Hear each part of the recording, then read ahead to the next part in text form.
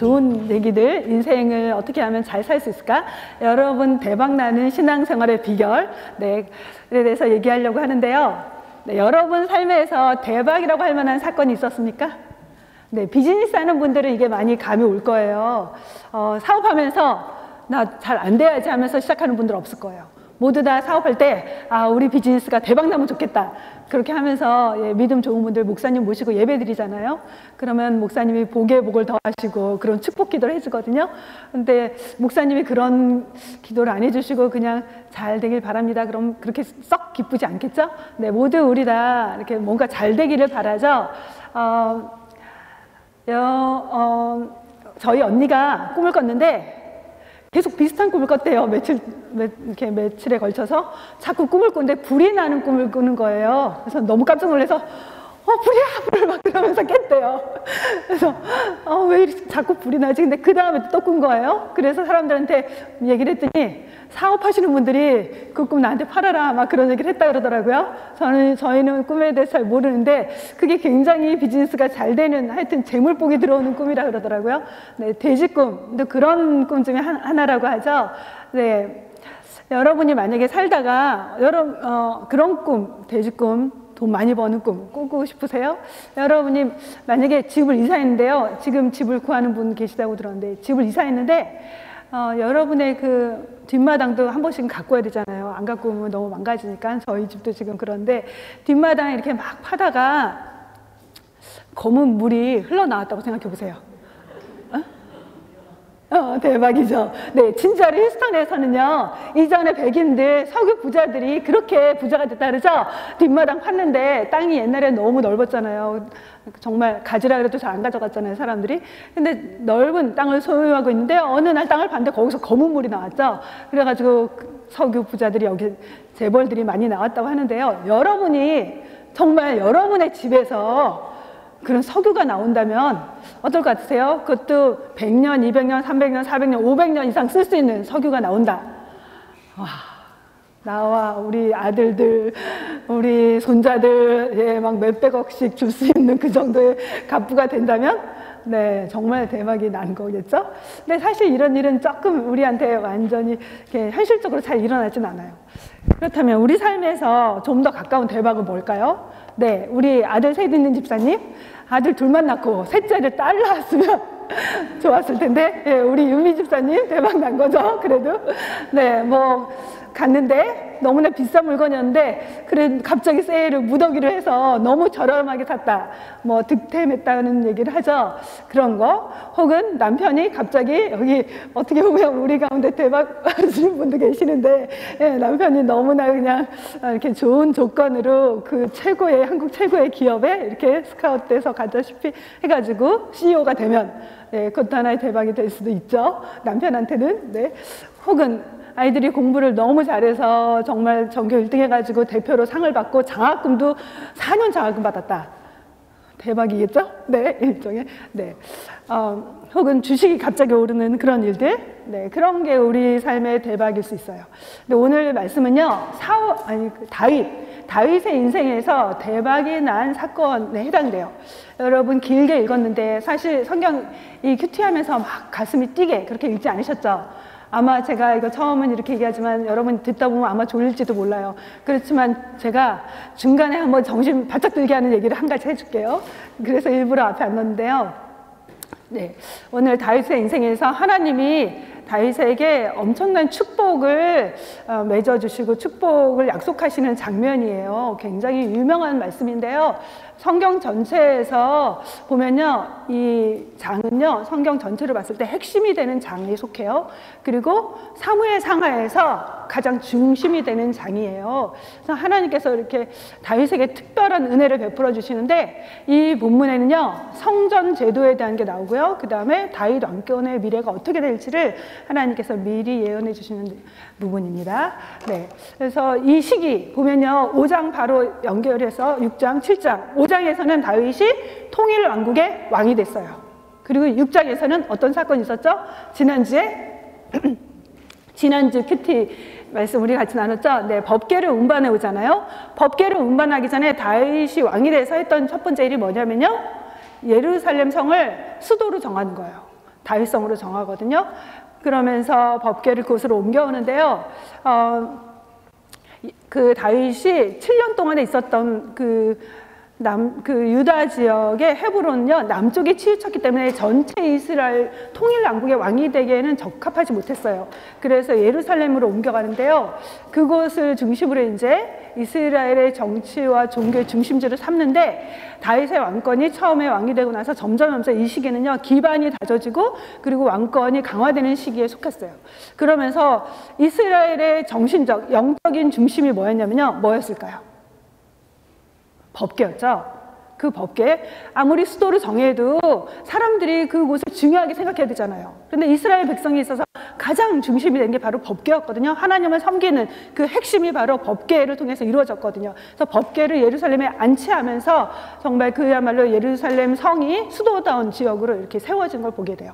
네, 지난주에 그러면서 이제 이스라엘의 왕권이 강화되면서 그다음에 그 나라가 점점 안정을 찾아갔다는 말씀을 드렸는데요. 그런 가운데 일어난 일이에요. 그렇게 나라가 안정되고 정치적으로 군사적으로 승리를 맛보면서 왕권이 강화되는 시기에 다윗이 무엇을 생각하냐면요. 네, 한 가지 소원을 갖게 되죠. 뭘 생각하냐면은 네, 그 법궤를 지금 휘장 가운데 뒀는데 이 법궤를 둘 성전을 짓고 싶은 그런 소원을 갖게 됩니다. 그러면서 그 선지자하고 이제 상의를 하게 돼요. 그게 바로 2절 말씀이거든요. 같이 읽도록 하겠습니다. 나는 백향목 왕궁에 사는데 하나님의 궤는 아직도 휘장 안에 있습니다. 네, 오늘은 조금 쉽게 이해시키려고 표준 세번역을 통해서 말씀 이렇게 할게요. 네, 하나님을 사랑하기 때문에 하나님께서 지금까지 목동이었던 자신을, 그리고 도망자였던 자신을 왕이 되게 해서 이렇게 세워주셨잖아요. 그래서 이제 그 왕궁의 그 궁전에 살면서 다윗은 생각을 해요. 나는 이렇게 호화롭고 그리고 이렇게 백향목궁이라고 나오죠. 백향목궁이라는 것은요, 그 당시에 가장 비싼 최고급 목재였어요. 우리도 집을 만들 때 좋은 것도 있고 조금 여러 가지 급이 있잖아요. 그 당시에 최고급 목재로 된 이렇게 화려한 궁전에 살고 있는데, 생각해 보니까 법궤를 예루살렘에 가져오긴 했는데 법궤가 있는 것을 보니까 인간적인 눈으로 보기엔 너무 초라한 곳, 그런 휘장, 장막 안에 머물러 있는 거예요.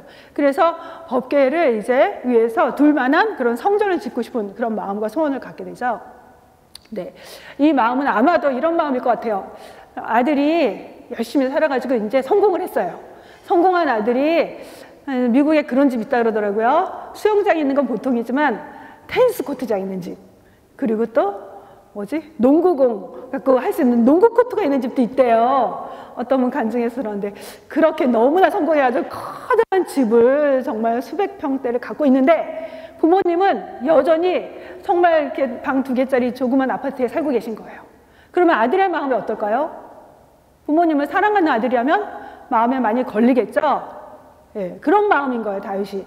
나는 너무나 화려하고 호화로운 이런 멋진 궁전에 있는데 하나님의 궤는 너무나 어떻게 보면 초라한 저곳에 이렇게 머물러 계시구나, 이렇게 생각을 하죠. 그러자 나단이 이렇게 말하죠. 주님이 임금님 왕과 함께 하시니까, 당신과 함께 하니까 당신이 원하는 대로 하십시오. 그러니까 다윗의 생애 가운데 함께 하시는 하나님을 본 나단은 서슴지 않고 자기 생각을 말해버리죠. 그런데 하나님은 말씀하세요.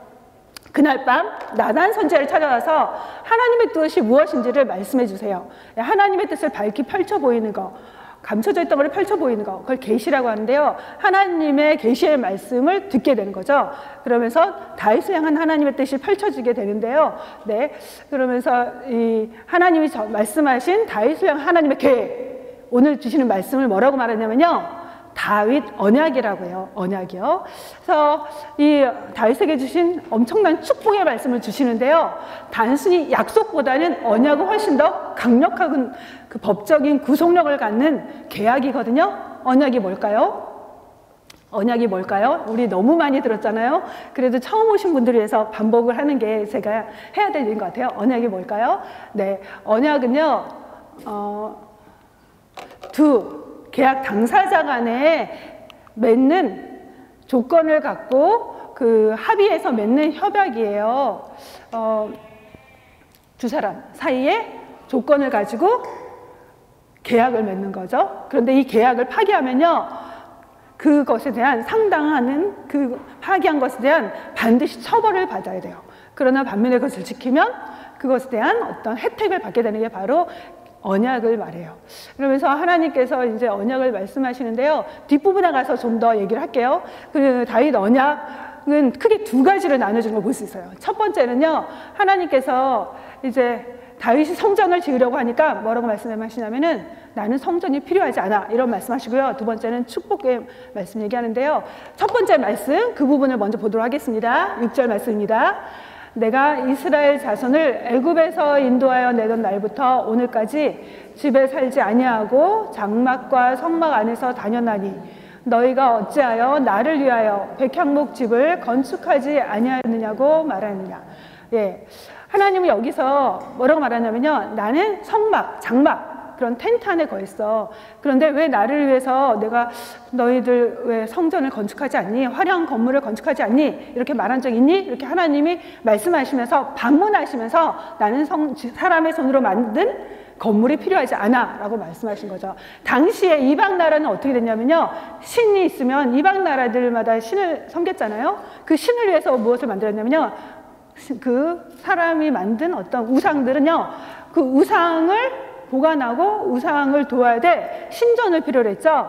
그래서 부강한 나라들은 자기네가 이렇게 부강하게 된 게 그들이 신이 도와줘서 이렇게 됐다고 생각하기 때문에 화려하고 웅장한 신전을 만들어서 그들의 우상을 뒀죠.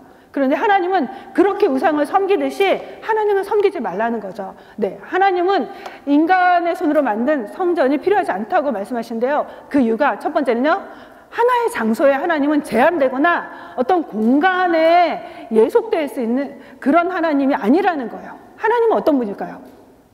하나님은 온 우주 만물보다 더 크신 하나님.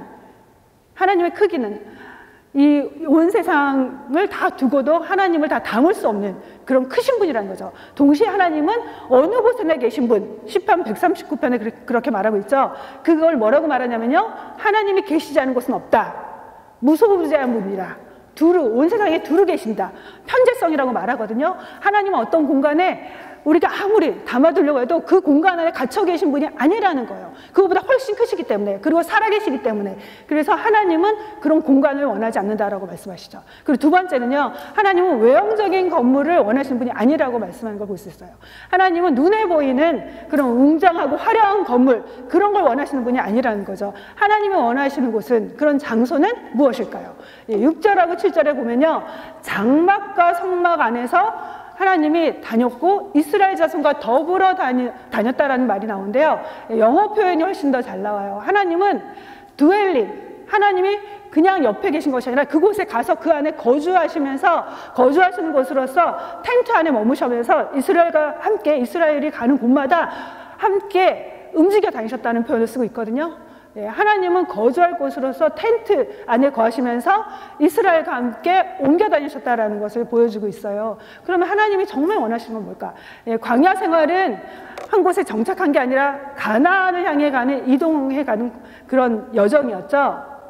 그런 여정 속에서 하나님은 이동식, 임시 거주지인 텐트 안에 머물면서 이스라엘이 옮겨갈 때마다 함께 옮겨가기를 원하시는 하나님, 그들이 한 걸음 걸을 때마다 하나님도 함께 걸어가기 원하셨고, 그들이 멈출 때 함께 멈추기 원하셨고, 그들이 호흡하는 곳에서 함께 호흡하기 원하셨고, 그들과 함께 동행하면서 동거동락하기 원하셨던 그 하나님인 것을 보여주는 거죠.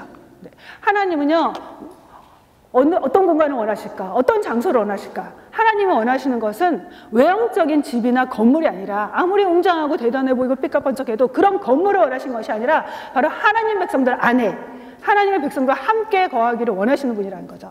예, 그래서 하나님은요, 어떤 건물 안에 가둬두고 섬겨야 되는 그런 분이 아닌 것을 우리에게 보여주거든요. 네.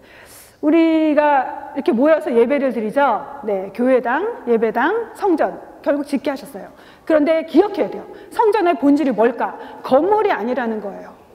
건물에서 예배 드리는 게 하나님 원하시는 예배 전부가 아니라는 거예요. 예, 건물 안에서 예배 드리는 거 필요합니다. 공적인 예배 드리는 거 필요해요. 그런데 그게 우리의 예배 전부가 되면 안 된다는 거죠. 하나님이 함께 모여서 드린 예배 필요하지만 그 이후에 우리 삶 속에서 하나님과 함께 동행하면서 우리의 삶으로 드린 예배를 드리길 원하신다는 걸 보여주죠. 네, 신약에서 그거를 보여주는 말씀이 있죠. 예, 고린도전서 3장 16절입니다. 같이 읽겠습니다. 너희는 너희가 하나님의 성전인 것과 하나님의 성령이 너희 안에 거하신 것을 알지 못하느냐. 네, 결국 본질적으로 하나님이 원하신 성전은요, 하나님이 거하기 원하셨던 장소, 처소는 건물이 아니라 하나님의 백성들 안에, 하나님의 자녀들 안에 거하기 원하셨던 것을 우리에게 말씀해 주고 있어요. 네, 그래서 우리는 바로 하나님의 성전된 존재예요.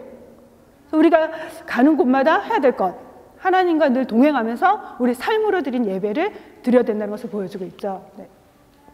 제가 어떤 교회에서 이런 글귀를 본 적이 있습니다. 네. 그 정문 앞에 바로 바깥으로 나가는 정문 앞에 이런 글귀가 크게 써 있었는데요. 이제부터 진정한 예배가 시작됩니다. 이런 글귀였어요. 바로 우리 삶 속에서 드려야 될 예배가 어떤 건가를 보여준 거죠. 네. 하나님은 우리가 살아가는 삶의 순간순간 속에서 24시간 365일 바로 그 순간순간마다 하나님과 함께하면서 삶으로 우리 자신을 하나님께 내어드리면서 헌신하면서 드리는 예배를 원한다는 거죠. 그러면 우리는 그렇게 하나님이 우리를 함께하기 원하시는 그만큼 우리도 하나님과 함께하는 삶을 소망하고 갈망하고 있는가? 하나님과 동행하는 삶을 바라고 있는가? 그리고 하나님이 거하실 처소가 될 만큼 거룩하고 깨끗한 삶을 살고 있는가? 우리 자신을 돌아볼 수 있었으면 좋겠습니다. 네. 그 다음 내용은요, 이제 선지자를 통해 주신 그 다윗을 향한 축복, 아까 언약에 대해서 얘기했는데요. 이 언약이 오늘의 핵심 내용이에요. 이 내용이 굉장히 많은데요. 이 내용은요, 크게 두 가지로 나눌 수 있거든요. 하나는 다윗 왕에게 주신 언약, 직접적인 언약이고, 또 하나는 다윗으로 인해서 다윗의 자손에게 주신 언약이라고 할 수 있어요. 다 연결이 되지만. 근데 먼저 이 하나님이 주시는 축복을 말하기 전에 하나님께서 다윗에게 상기시켜요. 이 언약을 내가 너에게 주고 있는데 너는 어떤 존재인지 아니? 너가 지금 왕이 됐지만 너는 원래 목동에 불과했어. 그런데 내가 너를 왕으로 삼았지. 그리고 너는 도망자에 불과했어. 그런데 내가 이렇게 세워줬어. 그리고 지금까지 전쟁에서 승리를 경험하게 했고 너를 높여줬지. 그러면서 하나님이 말씀하세요. 하나님이 이 언약을 세웠기 때문에 너를 세워주고 너를 지켜주고 너를 보호해준 내가 이 언약을 이루어줄 거야 라는 것을 하나님께서 알려주신 거죠. 네. 그러면서 이 언약이 나오는데요. 아까 제가 얘기했는데 성경의 대주제가 뭘까요? 성경 책 제목 너무나 여러 번 얘기했죠? 성경의 대주제는 언약입니다. 구약, 신약. 우리가 성경을 나눌 때 구약과 신약으로 나누죠? 구약은 무슨 뜻이죠? 네, 크게 다 아시니까. 그다음에 신약은요? 네, 새로운 언약, 옛 언약 이렇게 나뉘어지는데요. 그 성경이 제목이 언약이니까 성경이 말하고자 하는 전체 내용을 줄여서 한 단어로 말하면 언약에 대한 책이라는 거죠. 네, 성경에서 보면요, 그 하나님께서 사람을 만드신 다음에 선악과 언약을 맺으세요. 이거 선악과를 먹으면 어떻게 된다 그랬죠? 선과 악을 아는 나무의 열매를 먹으면 반드시 죽는다.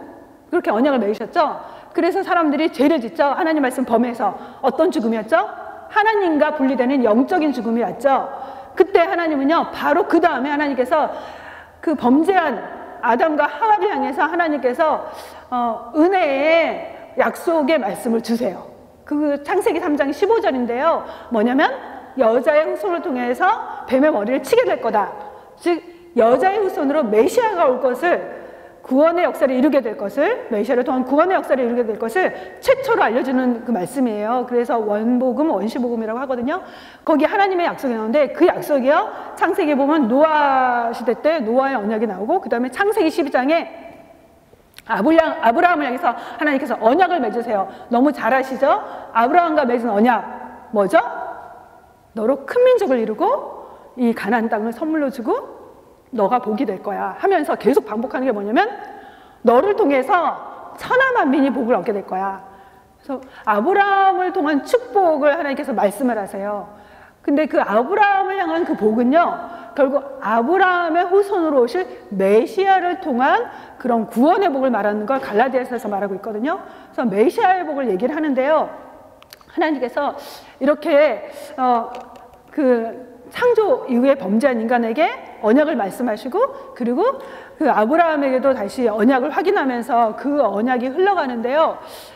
여러분, 성경을 통해서 볼 때에 하나님이 가끔 구약 성경 보면 이스라엘은 너무 사랑하시는 것 같아, 좀 너무 편애하시는 거 아니야? 그런 생각해 본 적 없으세요? 왜 성경 우리 보면서 왜 남의 나라 이스라엘의 역사를 이렇게 공부해야 되나, 너무 그 사람들만은 하나님이 정말 너무 과할 정도로 이렇게 사랑하시는 거 아닌가, 그런 생각 들죠? 왜 그러셨을까요? 네, 특별히 이집트하고 비교해 보면요, 이집트에 머물러 있을 때, 애굽에 머물러 있을 때 이스라엘 백성을 자유롭게 하고 해방시켜주잖아요. 그런데 그 과정에서 어떻게 해요? 마지막 10가지 재앙이 나타나잖아요. 그 재앙을 통해서 이집트의 왕부터 모든 사람들은 장자, 큰아들이 죽는 그런 재앙을 당하면서 이스라엘 백성들은 자유와 해방을 얻게 되거든요. 왜 꼭 그렇게 하셔야만 했을까? 네, 하나님은 정말 편애할 만큼 이스라엘을 사랑하세요. 왜 그렇게 사랑하실까? 언약 때문이죠. 누구와 맺은 언약? 아브라함과 맺은 언약 때문이에요. 하나님은 어떤 순간에도 언약을 잊지 않고 언약을 이루어 가시는 분이거든요. 성경에서 말하는 건요, 물론 애굽인들에게도 죽지 않을 길을 주셨어요. 그러나 그들이 하나님을 경외하지 않았고 하나님을 거부했고 하나님 말씀에 불순종했기 때문에 죽음의 재앙이 왔죠. 그러나 동시에 하나님은요, 어떤 순간에도 약속, 언약을 지켜가시는 분인 것을 보여주는 거죠. 그래서 이스라엘의 자자손손이 축복을 받게 된 부분이 있죠. 그 축복이, 그 언약이 누구에게로 흘러갔냐면요, 바로 다윗에게 흘러가는 걸 오늘 본문에서 보여주는 걸 볼 수 있습니다. 다윗 언약. 오늘 말씀은 다윗 언약인데요. 다윗 언약 첫 번째, 다윗 한 사람에게 주신 언약 3가지인데요. 첫 번째는 다윗의 이름을 위대하게 만들어주겠다 라는 내용이에요. 그래서 이름이란 뭘까요?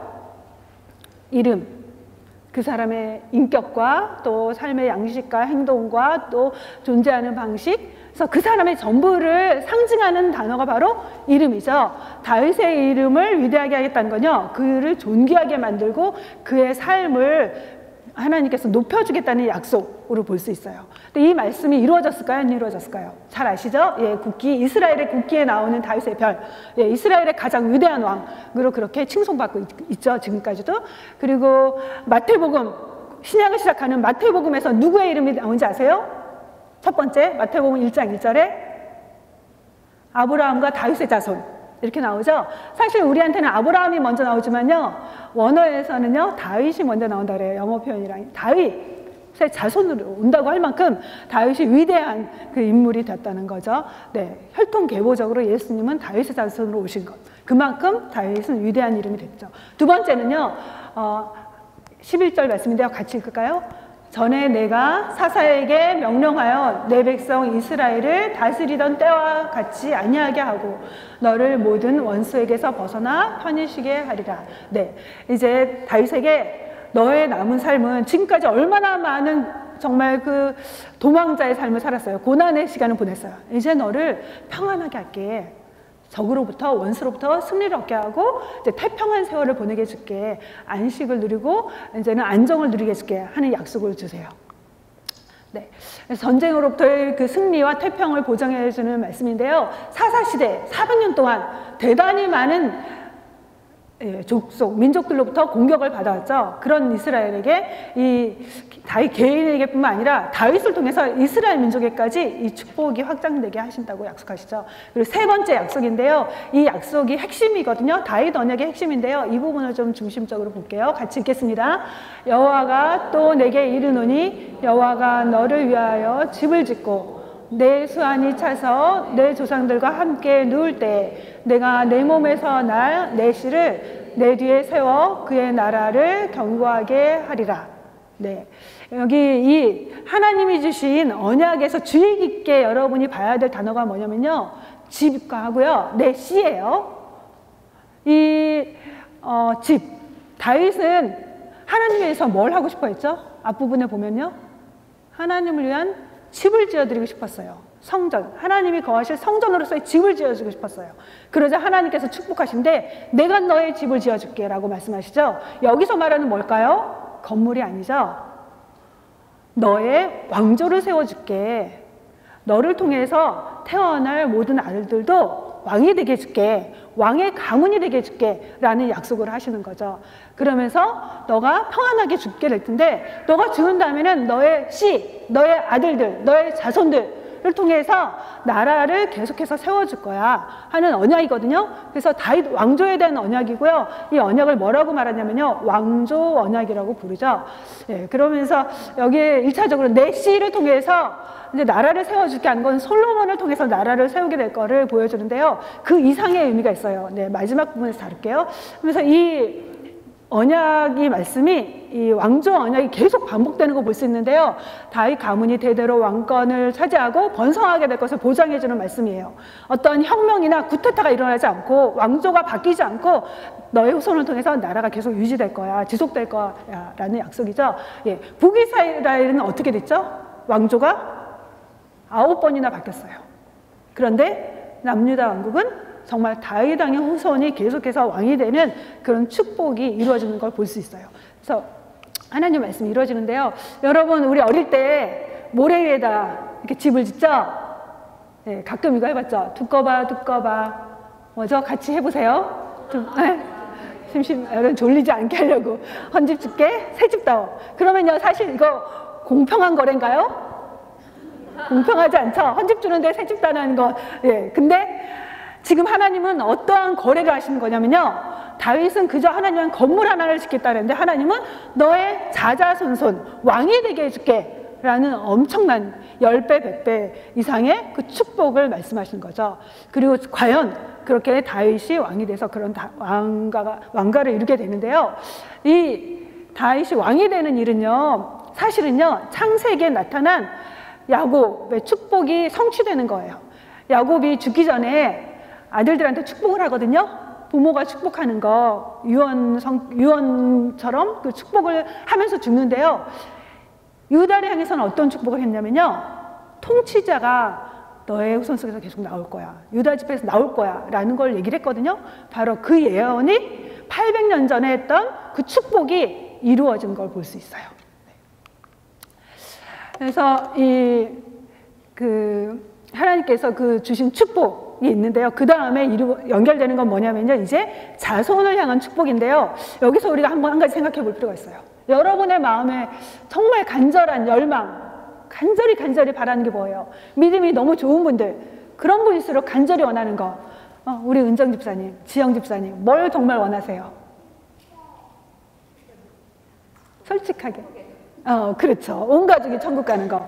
자손들이, 내 아들이, 내 딸이 믿음생활 잘하다가 하나님 잘 믿는 거, 진짜 그거 원하잖아요. 저의 소원도 마찬가지예요. 우리 자녀들 후손 계속해서 하나님을 잘 섬기는 자녀들이 되는 거, 정말 저의 소원이거든요. 우리의 소원이잖아요. 그런데요, 하나님이 그 소원을 어떻게 이루어 가시냐면요, 다윗 한 사람이 하나님을 잘 섬겼더니 그 아들들에게도 하나님의 은총을 계속 베풀어 주겠다는 그런 축복으로 이어지는 걸 볼 수 있어요. 여러분이 하나님 잘 섬기는 건 절대 헛되지 않아요. 다윗 한 사람이 하나님 앞에 잘 섰으니까, 하나님을 경외하고 하나님을 사랑하고 섬기니까 그의 자녀들에게도, 후손들에게도 왕이 되게 하시겠다는 약속을 해주시잖아요. 성경에서 그렇게 말하거든요.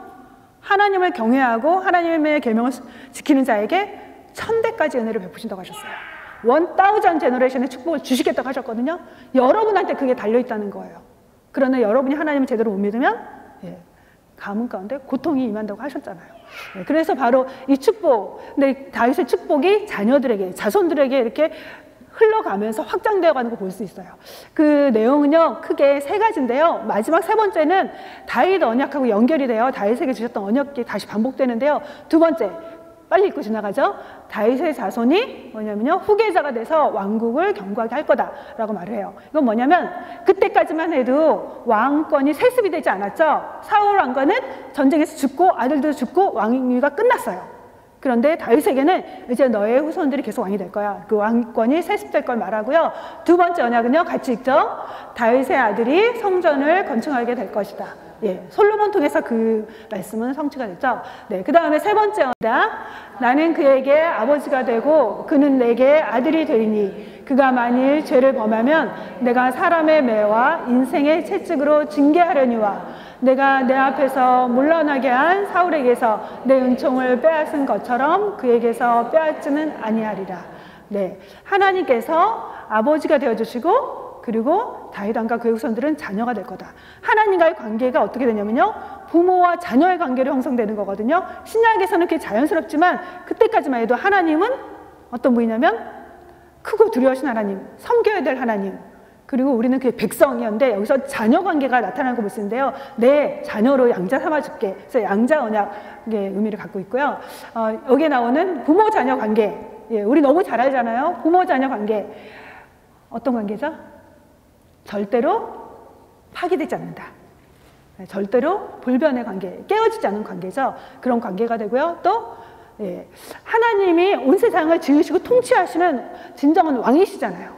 그 하나님의 자녀가 된다는 건 하나님의 자녀가 돼서 계속해서 왕이 될 수 있다는 왕권의 그 기원이 되는 거, 왕권의 정통성을 하나님으로부터 부여받게 된다는 의미가 있는 거죠. 그러면서 하나님이 가지고 계신 무한한 자원을, 그 축복을 누릴 수 있게 해주신다는 그런 내용인데요. 네, 그러면서 이렇게 결코 버리진 않겠다. 아무리 잘못해도 매를 들고 때릴지언정 버리진 않는다. 그런 말씀을 하고 계세요. 그리고 나서 연결되는 게 바로 예, 다윗에게 주셨던 그 다윗 왕권, 다윗 언약, 다윗 왕조의 내용을 좀 더 확장시킨 내용이 나옵니다. 같이 13절 말씀 읽겠습니다. 그는 내 이름을 위하여 집을 건축할 것이요 나는 그의 나라 왕위를 영원히 견고하게 하리라. 예, 16절 내 집과 내 나라가 내 앞에서 영원히 보존되고 내 왕위가 영원히 견고하리라 하셨다 하라. 네, 여기서 반복되는 단어 예, 영원이죠. 굉장히 중요한데요. 다윗의 왕권이 영원히 계속될 거다. 다윗의 그 왕가가 계속해서 영원토록 지속될 거다. 이렇게 말씀하고 있죠. 그런데 생각해 보세요. 이 말씀이 문자적으로 이루어졌나요? 다윗의 이름은 위대하게 됐고 솔로몬을 통해서 성전이 지어졌고 많은 일들은 그대로 성취됐어요. 그런데 이 말씀은 정말 다윗의 나라가, 다윗의 왕위가 지금까지도 이어지고 있나요? 다윗의 후손들이 지금 왕위를 차지하고 있나요? 아니죠. 역사적으로 볼 때요, 이 예언은 우리가 볼 때 그대로 문자적으로 이루어지지는 않았죠. 네, 왜 그렇게 이루어지지 못했을까? 첫 번째는요, 다윗 왕의 후손들이 죄를 지었기 때문에 그래서 바벨론의 공격을 받아서 BC 587년, 586년에 남유다 왕국은 멸망을 당하고요. 그 다음에 왕족들, 왕의 후손들, 또 귀족들, 기술자들 그런 사람들은 다 사로잡혀 갔거든요. 그렇다면 하나님의 약속을 지키시지 않은 걸까요?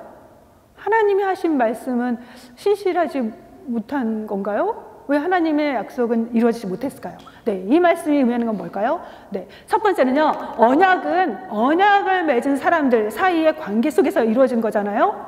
일방적인 게 아니에요.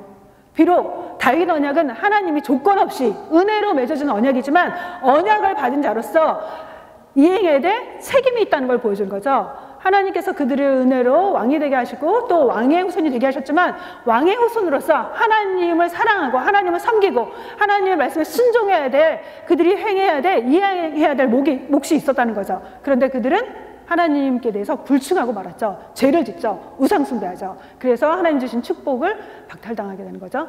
예, 그러나 하나님이 완전히 버리지는 않으셨습니다. 두 번째는요, 이 말씀, 너의 후손을 통해서 영원한 나라를 이루게 될 거야. 이 말씀은요, 결국은 성경 전체에서 봤을 때 왜 중요하냐면요, 이 본문에서 바로 메시아의 나라, 메시아를 통해서 이루어질 하나님 나라에 대해서 예언하고 있기 때문이에요. 네, 12절에 내 몸에서 날 씨란 바로 1차적으로는 솔로몬을 얘기했지만 궁극적으로는 예수 그리스도를 말하죠. 메시아를 말해요. 성경 본문에서 메시아를 통한 나라와 메시아의 왕권을 말씀한 본문, 직접적으로 말씀한 본문이 이 본문이거든요. 그래서 이 다윗 왕의 후손으로 오셔서 구원의 역사를 이루실 예수 그리스도, 구원을 통해서 하나님 나라를 임하게 하실 예수 그리스도, 예수 그리스도의 통치에 대한 메시아에 대한 언약으로 이 본문을 이야기를 하는 거 볼 수 있어요. 그래서 메시아, 예수님을 통한 하나님의 영원한 나라가 이 땅에 임할 거다. 그렇게 말씀하신 거 볼 수 있죠. 네, 마태복음 1장, 아까도 얘기했는데요. 마태복음 1장, 여러분 성경을 읽어야지 하면서 딱 펼쳐서 우리로 하여금 굉장히 시험에 들게 하죠. 뭐가 나오죠? 네, 정말 알 수 없는 이름들 몇십 명의 사람들이 쭉 나열되죠. 족보가 나옵니다. 아니 왜 성경은 족보가 이렇게 자주 나와서 특히 역대기를 딱 펼쳤을 때 여러분 굉장히 아주 머리가 그냥 조금 막 나도 모르게 막 눈이 감기고 졸음이 올 거예요. 성경에 족보가 참 많아요. 예. 족보 알도 우리 할아버지 족보도 잘 모르는데 참 저희 아버지 족보 막 책 주면 알았어요 갖다 놓거든요. 근데 왜 이런 긴 족보를 우리가 봐야 될까? 왜 족보로부터 신약은 시작될까? 예수님이 이 땅에 오셨을 때 예수님을 설명하기 전에 왜 족보로 시작될까?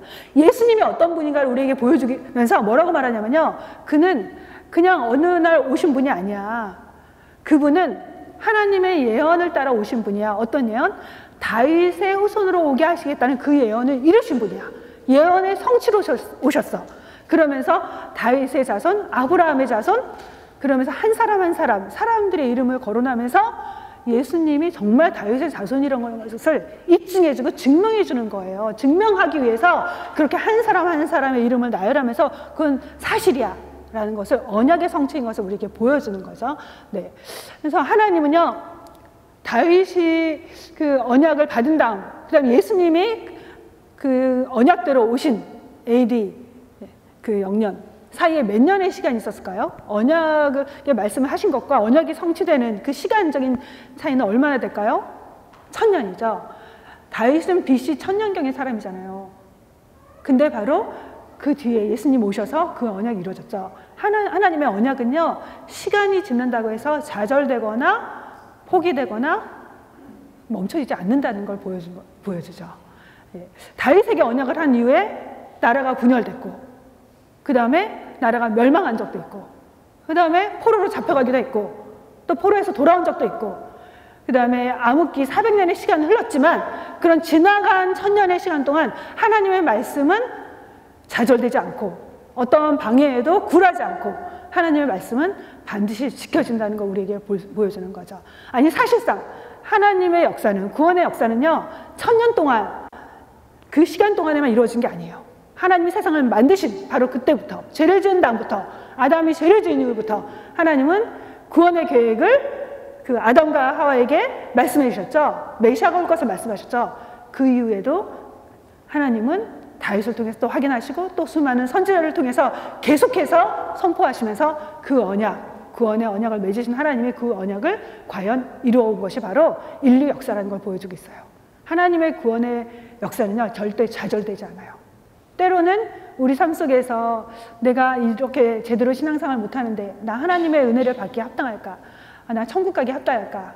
나 신앙생활 너무 잘 못하는데 난 구원받기 합당한 신앙생활을 하는 건가? 할지라도 때로는 실패하고 좌절하고 부족한 모습이라 해도 하나님의 우리 안에서 이루신 구원의 역사는요, 절대로 좌절되거나 포기되지 않는다는 것을 우리 성경을 통해서 말씀해 주고 있습니다. 네, 이 다윗 언약의 의의는요, 잠깐 하고 가면요, 그 원복음과 그다음에 예수님 사이에 있던 그건요, 그 아담과 아브라함과 맺었던 그 언약의 그 중간 시기에 맺어진 그 중간 언약이라는 게 있고요. 언약이라는 것을 우리에게 알려주고요. 또 하나는 메시아 왕권과 메시아 나라에 대해서 말해주고 있는 걸 보여주고 있습니다. 네, 이제 마지막 부분 하기 원하는데요. 네, 이 언약을 다윗의 생에서 받은 이 언약, 우리가 사실 남의 축복이니까 별로 가슴에 와닿지 않아요. 사실 좀 졸리기도 하고, 그래서 so what? 다윗은 못 받았는데 나한테는 무슨 의미가 있죠? 네, 그렇게 생각이 될 수도 있어요. 그런데요, 한번 우리 자신하고 이제 적용하는 내용들을 하기 원하는데요. 여러분이 할머니가 됐어. 근데 만약에 손주들이 많은데 내 생일날이 됐는데 한 손주가 나를 너무 사랑해가지고 정말 막 조금 엉성하지만 그렇게 막 퍼펙트한 케이크는 아니지만 케이크를 할머니 너무 사랑해서 만들어준다면 여러분 마음이 어떨까요? 아유, 사오지 그랬니? 그러면서 할까요? 왜 고생스럽게 이렇게 했니? 그러진 않겠죠? 모두 다 감동 받으실 거예요. 그쵸? 너무 감동받겠죠? 막 셀폰 찍고 걔랑 사진 찍고 네, 그럴 거예요. 그리고 그 손자가 너무너무 마음이 가겠죠? 모두 다 사랑하지만 그 손자한테 더 마음이 갈 거예요. 더 사랑스러울 거예요. 아마도 그래 너는 역시 다르다 하면서 그 내가 가진 제일 좋은 거 걔한테 물려주려고 할지도 몰라요. 그래서 걔가 나한테 만들어준 케이크의 10배, 100배를 줄 수도 있어요. 잘만 하면요. 그렇죠? 네. 바로 이런 것 같아요. 다윗이 왜 다윗에게 하나님은 그런 언약을 주셨을까? 왜 유독 다윗일까? 다윗의 마음을 하나님이 기쁘게 받으셨다는 거죠. 다윗은 하나님의 성전을 지으려다가 영적으로 횡재한 사람인데요. 그 하나님은요, 우리가 하나님께 조금 드리면요, 그거보다 넘치도록 복을 부어주시기 원하시는 분이세요. 여러분이 그렇잖아요. 애들이 마더스데이에 뭔가 조금 꼬깃꼬깃한 돈, 용돈 모아서 엄마한테 선물해주면 아 잘했다 하고 당장 가서 쓰고 그 다음에 걔 생일날 입 닦지 않잖아요. 저희 아들이 작년에 마더스데이에 선물해줬거든요. 30불짜리 기프트카드. 제가 안 썼습니다. 화장대에 딱 냈습니다. 보면서 우리 아들의 사랑하면서 아마 이건 절대 쓰지 말아야지. 얘가 날 정말 사랑하는데 하면서 그 사랑을 즐기는 거예요. 하나님이 바로 그러세요. 어떻게 보면 아무것도 아니잖아요. 하나님 정말 우주보다 크시고 완전한 능력을 가지신 분인데 시간과 공간에 제한되지 않는 그런 하나님이신데 성전이 뭐가 필요하겠어요. 그리고 실제로 지어드리지도 않고 그랬는데 하나님은 너무 행복해 하셨죠. 왜? 다윗의 그 마음, 하나님 사랑하는 마음, 하나님을 향한 하나님의 은혜에 대한 그 감사, 그 마음 때문에 너무 행복하신 거죠. 그래서 다윗에게 넘치도록 부어주시고 풍성하게 부어주신 걸 볼 수 있죠. 우리가 믿는 하나님은 그런 분이세요. 내가 하나님을 향해서 조금만 선한 마음을 가지고 헌신해 보세요. 하나님은 상상할 수 없는 것으로 부어주세요. 사실 제 삶에 너무 그게 많은데요. 다 얘기하면 너무 길어지니까 정말 많아요. 제가 작은 거 하나님께 드렸는데 하나님은 제 삶에 정말 저는 물질에 대한 제가 이제 대학생 사역하면서 제가 캠퍼스 사역하다 보니까 헌금으로 대학생 사역을 5년 동안 했거든요. 근데 사실 이제 처음에 받은 그게 아르바이트 비용보다 적게 받았어요. 근데 하나님께서 항상 제가 물질에 대한 기도를 하면요, 꼭 들어주세요. 제가 알거든요. 하나님께서 이거 약하시구나. 내가 하나님께 내 젊은 삶에 작은 나의 삶을 드렸는데 하나님 그걸 기뻐하셔서 항상 하나님 아시잖아요. 제가 그때 드렸잖아요. 저의 삶을. 그렇게 고백하면요. 그래 나 알지. 꼭 응답을 주세요. 저희 딸 취업할 때 제가 그런 기도 하거든요. 하나님 아시잖아요. 제가 어떠한 헌신했는지 우리 딸한테는 취업을 해주셔야지. 그랬는데 해주셨을까요? 취업하게 해주셔야지. 네, 제가 기도한 그대로 됐습니다. 제가 졸업하기 전에 하게 해주시고 그리고 어떤 사인을 구했는데 하루에 2개 오퍼 받았거든요. 제가 오스틴도 좋습니다. 근데 오스틴으로 갔거든요. 그래서 하나님 정말 여러분이 아주 작은 거라도 드려보세요. 마치 아이가 엄마한테 드리는 작은 거. 엄마가 그걸로 끝내지 않잖아요. 아, 맛있다 하고 다 먹어버리지 않죠. 그 아이가 생각하지 못했던 더 많은 것을 준비하고 주려고 하는 부모잖아요. 하나님 그런 분이세요. 네. 하나님의 계명을 지키는 자에게 하나님은 하나님 사랑하는 자에게 천대까지 은혜를 베푸시는 분이다.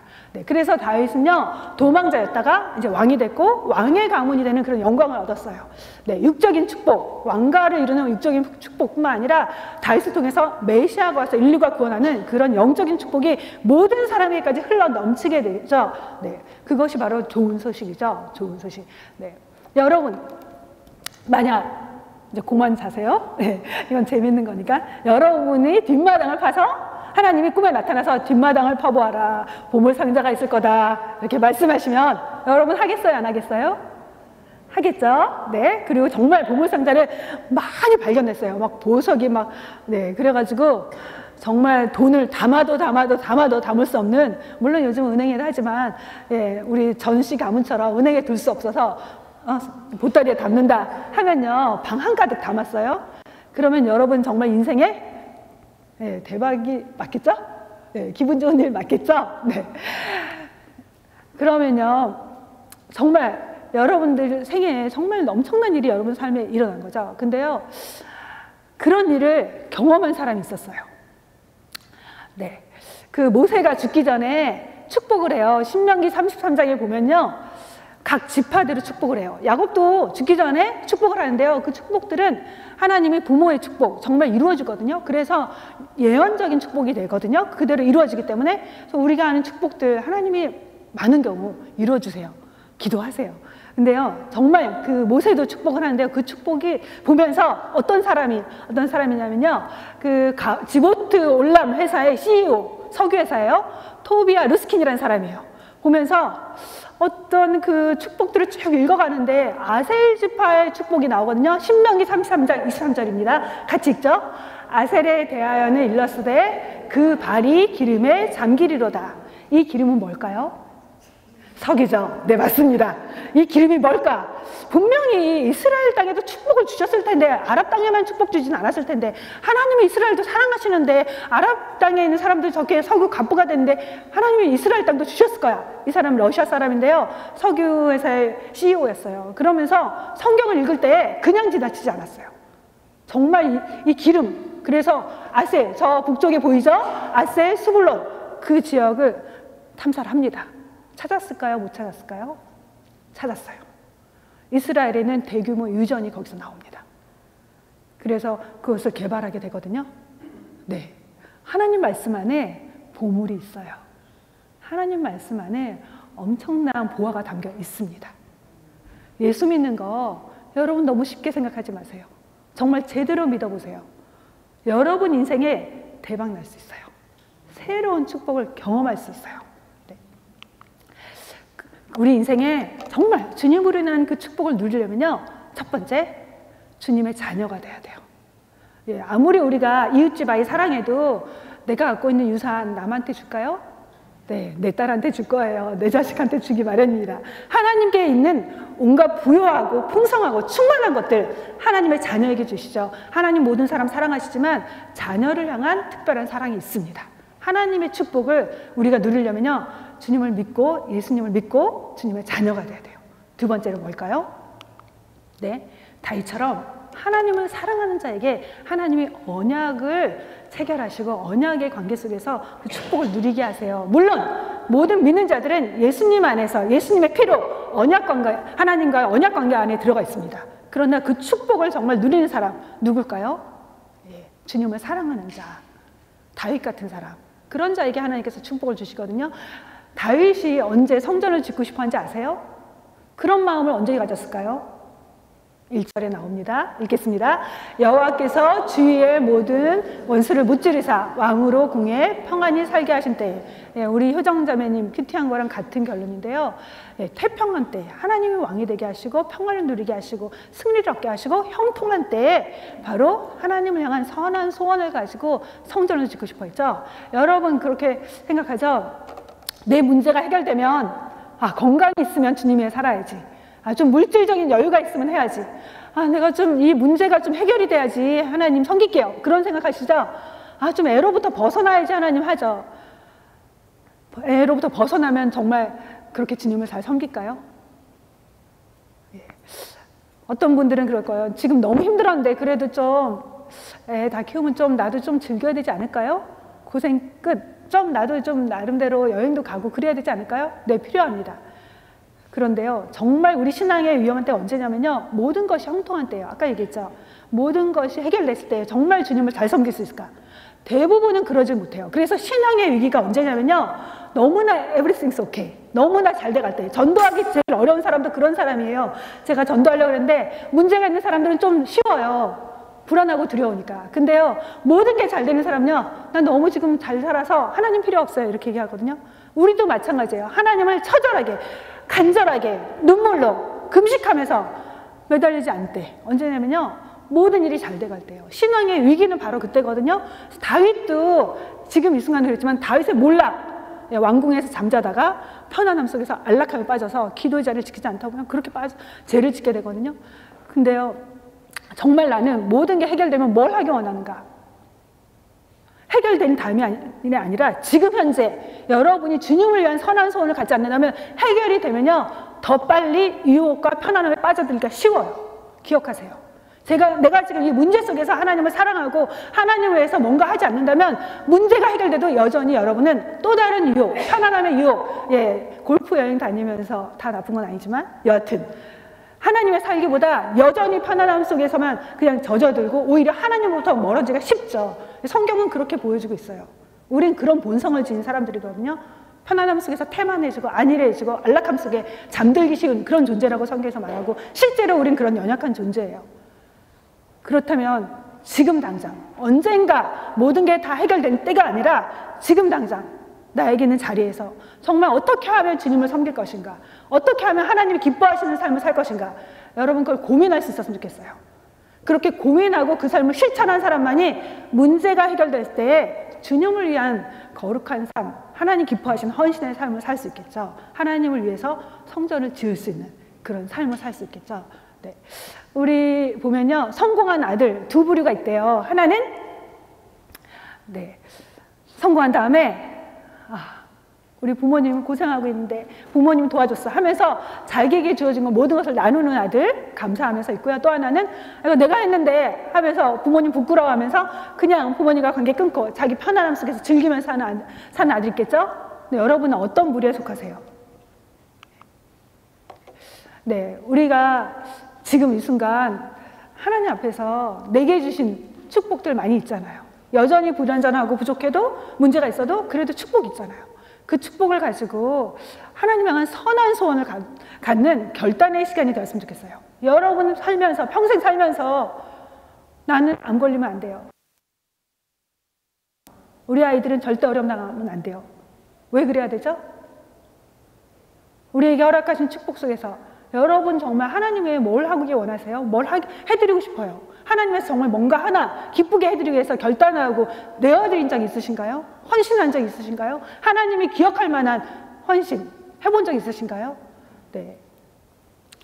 오늘 찬양도 이렇게 들으면서 참 같이 연결했는데 성경에 보면 정말 아름다운 헌신의 행위, 이름이 나오지 않아요. 왜냐하면 이름 때문에 희석될까 봐. 그 행위가 너무 중요해서 행위만 전달되죠.